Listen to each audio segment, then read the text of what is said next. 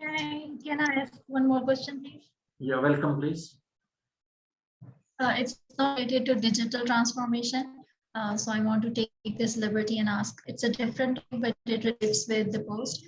I wanted to know how do you relate a post with a country's disaster risk management, especially in the wake of this pandemic?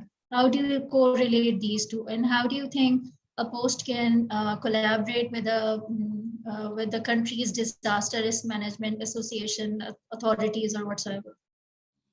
Do you have any examples of any post working hand in hand with the country's disaster risk reduction program or anything? Anybody wants to answer? John, Lindsay, Mark, how to correlate post with the disaster risk management, especially in this COVID era?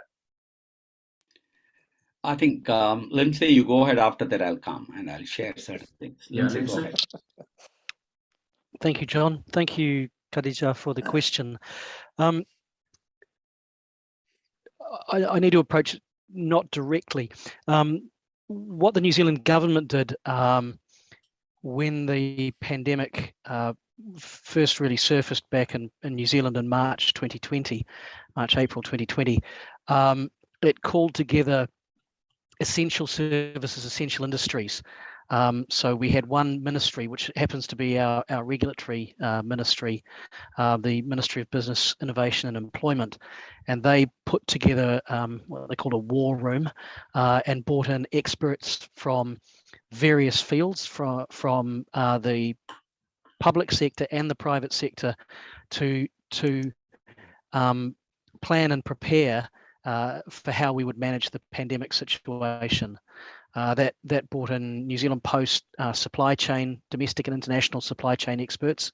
It brought in commercial supply chain experts to understand how we would get services, including medicines, and delivered around the country safely and securely and in a timely fashion, how we would manage communications, how we would manage and stand up secure medical facilities.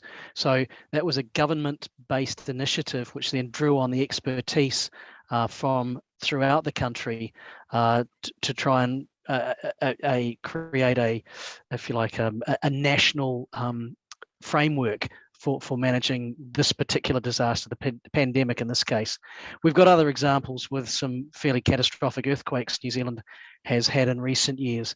And again, a similar thing. We have a disaster management agency which then coordinates and calls in the expertise of the necessary state-owned enterprises, government departments, Crown entities to ensure consistency of services, access to medicine, access to medical treatment,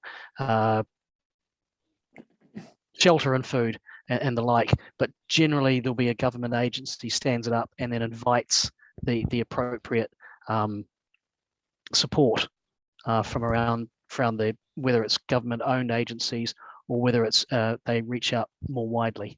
I hope that helps to answer that question. Thank you.